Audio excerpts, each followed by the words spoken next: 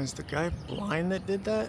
And they didn't fix it, so we're trying to figure out how to get this thing done because closing's in like 12 hours. This place looks so much different empty. Sorry, what is that? This house looks so different empty. Yeah. One recommendation is to get the ducts cleaned. I would recommend getting the ducts cleaned. Yeah.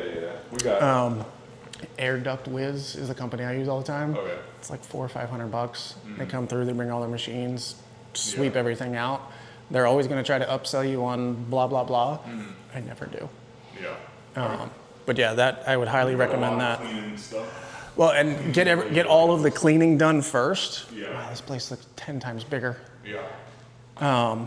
Get all the cleaning and stuff done. Make your mess, and then have the ducts cleaned. Yeah. And one thing that I've learned just over time is change your air filter before you do any sanding or anything. Yeah. And then once you're done, change it again. Yeah. All right. So I'm reviewing our home inspection stuff. This was a big area of contention, which is new. And they've got it all fixed the way it's supposed to. Looks like. But we have the invoice from the contractor to do so. This place is so different when it's empty. We got the powder room and a closet.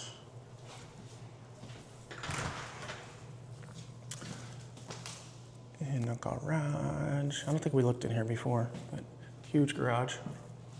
It might get in there a little better, yeah. Just saying to try to see what's underneath. Yeah. I stuck my camera down there. Okay, you got a good video of that thing. So here's my video. That's the white plywood. Yeah. And just watch a minute now, look down below. There's the hardwood floor down there. And insulation and crap down there.